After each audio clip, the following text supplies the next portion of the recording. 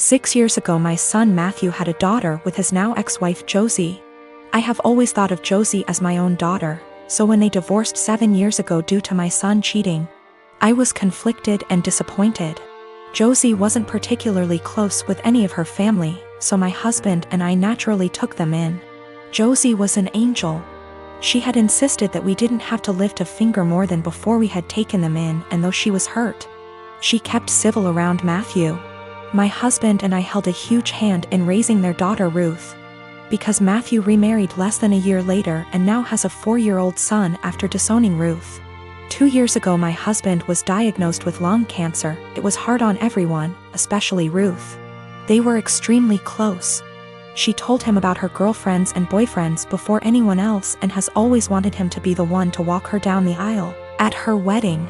Matt rarely ever visited and didn't answer our calls, often saying that we had other kids, so it wasn't like my husband was dying lonely. Last night Matt stopped by to talk about inheritance. He never mentioned Josie nor Ruth and hinted that he thought he should get more inheritance than his siblings the entire time. My husband and I shared awkward looks until he decided to cut in. He explained that everyone would get a piece, but he'd focus more on Ruth and Bonnie, one of our other grandkids.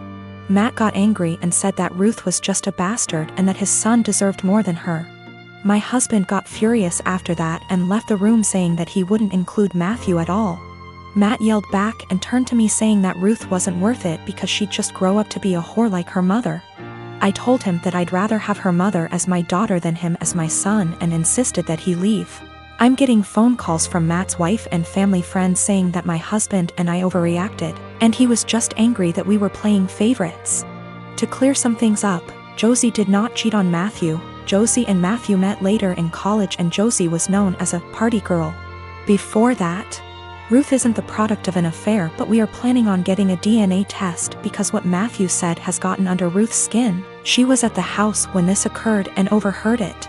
When it came to taking in Josie and Ruth, we didn't hesitate because Josie is not from here.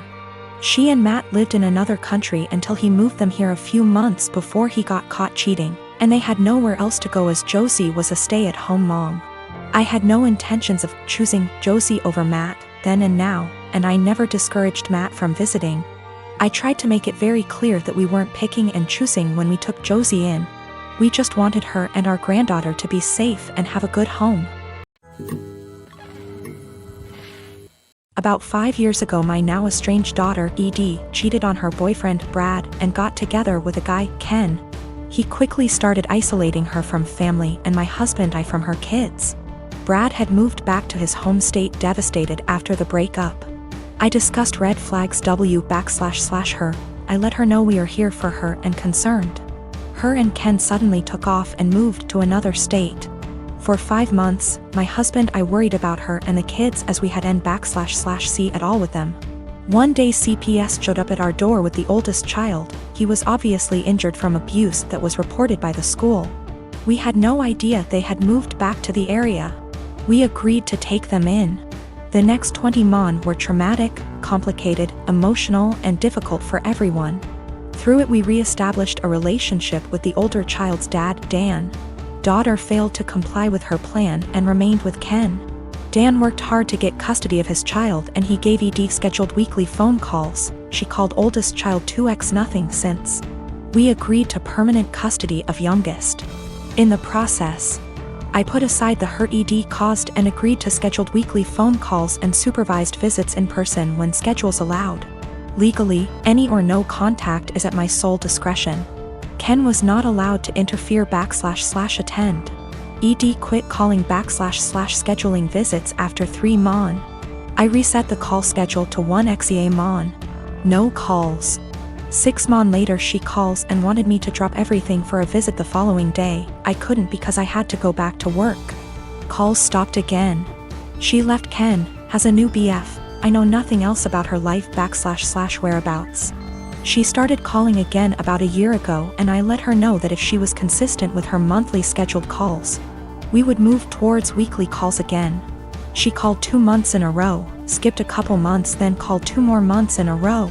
Last one happened to be night before child's birthday. She asked him what he wanted for his birthday. He said a call from her. The next day, as he blew out candles, he said, "My mom is gonna call now." He had the biggest smile on his face. Call never came. He refused my offer to call her. We survived an emotional meltdown.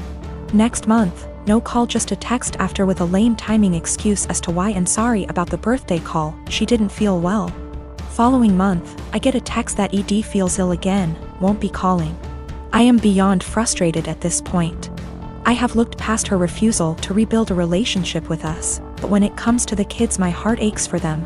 Hey race, where I might be the I responded, "Parents do not get sick time. We all had COVID recently, including me, and I still took care of the children. If you do not have any time for him once a month, I don't want my time wasted with your excuses." Of course, calls stopped again. When I was 19 and a sophomore in college, I had a boyfriend I thought I really loved. Looking back, maybe it was just teenage puppy love infatuation. Not sure, but I guess it's not important. I know I'm very biased and what I want is what's best for my daughter, but I think my feelings are getting in the way of that. I had been with Tom for about 8 months at that point. He was on the baseball team and very popular. But one day I discovered I was pregnant and told Tom. He freaked out and got super pissed. He demanded I get an abortion, said he would not stay with me otherwise. He did offer to pay the full expenses of it though. So I went to the clinic and I couldn't do it. I'm very pro-choice and told myself the logical thing to do would be to have an abortion. But when it came down to it, I just couldn't do it. I admit part of it was that I was afraid, but I also felt an attachment for my baby. The thought of getting rid of him / her made me feel like throwing up. So I told Tom that I did love him and I wasn't trying to trap him, but I simply couldn't have an abortion. Maybe we could look into adoption, but abortion was out. Tom said he had never loved me, and while I was fun, I was now causing him too much trouble for him to bother with me anymore. And I was right, I wasn't going to trap him. He said I was free to choose to keep the baby, and he was free to choose to have nothing to do with me or it, and to not even think of trying to get child support from him. I won't go into details, but Tom made it clear he would make life as miserable as possible for me if I tried to contact him again, get child support, etc. Maybe it was wrong to do, but I figured all that trouble and drama just wasn't worth it and I would make my own way. I was, however, devastated and completely heartbroken. I admit it really me up. I never spoke with or saw Tom again. I did consider adoption, but in the end, long story short, I chose to keep my child. Faith is 4 now. It's been a long and hard road, but I graduated college and got a job. We live in a tiny apartment and finances are tight, but we make do.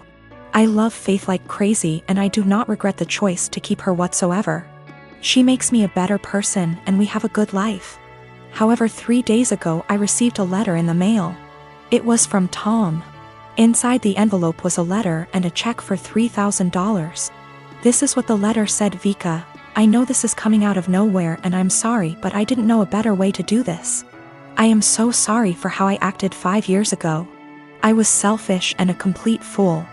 I know that doesn't begin to cover it. These past 5 years have really had an effect on me. I got a job at Restraint. I started hanging out with different people. Good people instead of college jocks. I know I ran from my responsibility and I treated you with callous cruelty. I know I can't undo what I did, but I want to make it right. Here is a check for $3,000 for Faith. I know that doesn't begin to cover what her expenditures have been, but I wanted to show I am serious about what I'm about to say. I want to be a part of our daughter's life. I will go as slow as you like. I would very much like to set up regular child support payments as well as pay off whatever back child support I owe you for the past 5 years, including hospital appointments during your pregnancy. I know I don't deserve it, but I want to meet my daughter and be a part of her life in whatever way I can. I want to help her and I want to help you and start making up for the terrible way I acted. Here is my contact information. I am willing to do what you ask of me. Thank you for your time. Tom." I was blown away. I'm also beyond pissed off. I'm thinking of the pregnancy I had to deal with after getting dumped like that. Exams and papers I had to write. Giving birth to her on my own. The late night feedings, all the diaper changes, the constant crying. Trying to afford clothes to keep Faith warm during the winter as she grew while also making sure she didn't go hungry, the tantrums. The first steps, first words, the potty training. He wasn't there for any of that, and now he just wants to come waltzing into her life like nothing happened. After doing whatever he felt like now that Faith is out of the unfunny baby years and she's a well-behaved child who can now carry on a conversation and knows how to use toilet and doesn't wake up every 2 hours. Faith has started asking questions like, where is her daddy? How come she doesn't have a daddy and I've been doing my best? I've been saying mommy doesn't know where daddy is, true until now. And she doesn't have a father because daddy wasn't ready to be one when she was born. Maybe that's the wrong answer, but I am doing my absolute best. I'm thinking of how Tom hurt me and bailed when life got hard. I can't stand the thought of him doing that to Faith. She's a sweetheart and quite sensitive. She doesn't understand unkindness. She makes friends with everyone and is very innocent. I've done my best to teach her to be a calm, kind, respectful person, and everyone loves her. However, I do know she needs a good male role model in her life, and I do feel guilty for not having one for her. I haven't had a boyfriend or dated since Tom because all my energy and focus has been on graduating college, getting a job, and being a good mother to my daughter. I never really thought about Tom much after Faith was born, but now that I am with this intrusion into our lives, I think I hate and despise him. I want him to just go away. I wanted to not even cash the check and to tell him to take his money and shove it, but my parents and close friends reminded me that that is Faith's money and she is entitled to it, and I agree.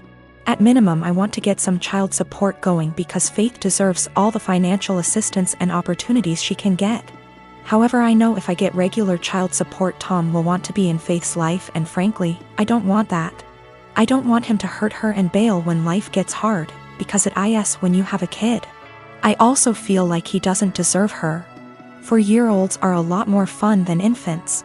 How convenient he suddenly shows up and wants to be a dad when the hardest part is out of the way. But I honestly do want what's best for Faith. I think she deserves to have a good daddy. I just don't think Tom is.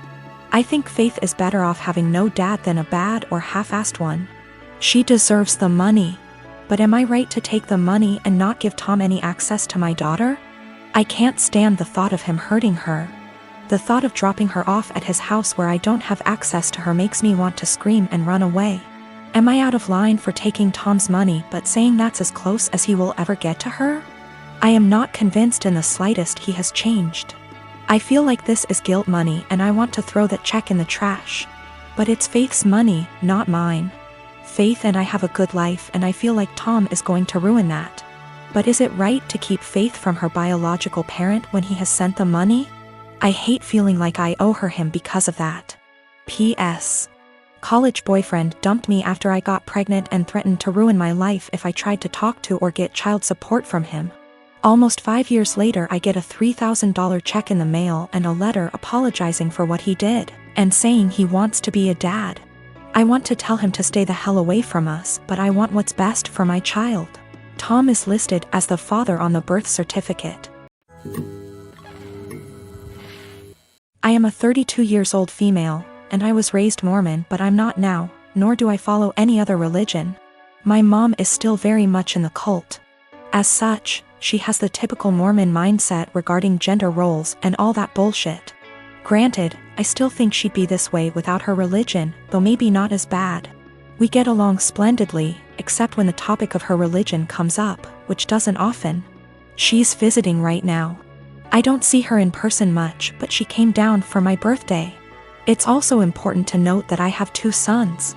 My 5-year-old has a mohawk. My 3-year-old has shaggy, shoulder-length hair. He's never had a haircut for a multitude of reasons, none of which would even be asked if he were a girl. Not long after she got here, she started going in on his hair. This is not the first time she's given her opinion on it. Why don't I cut it? Don't I want to prevent him from being bullied? Or from people thinking he's a girl? Because he hasn't asked and I want it to be his choice. Because he acts like I'm murdering him when I brush his teeth and hair. Because he also flails around like he's having an exorcism, so imagine that with a pair of scissors. Because if someone sees long hair and assumes girl, that's on them, and a simple, he's a boy, corrects it. but mostly it's because I don't want to. She got pissed and said what she really thought, which was, well, I just don't like long hair on boys. Clearly. Yet she has no problem with my other son's mohawk. Guess that's boyish enough for her. And she said it in front of both my sons, which pissed me off. I said the first thing which came to my head, which was, if you have a problem with long hair on boys, I suggest you take it up with your Lord and Savior Jesus Christ. You can start by asking him to get a haircut. Call John the barber. Bruh. If looks could kill, I'd be in outer darkness right now. She steeped in her anger for a while but didn't say anything else. She hasn't changed her opinion, nor will she. But I don't think she wants to get roasted again either, so she won't bring it up anymore. I feel like we're both assholes. As much as I hate her religion, that was also a low blow, and I have a tendency to speak first, regret later. Though I don't necessarily regret my words, I do regret how they made her feel. She is my mom after all.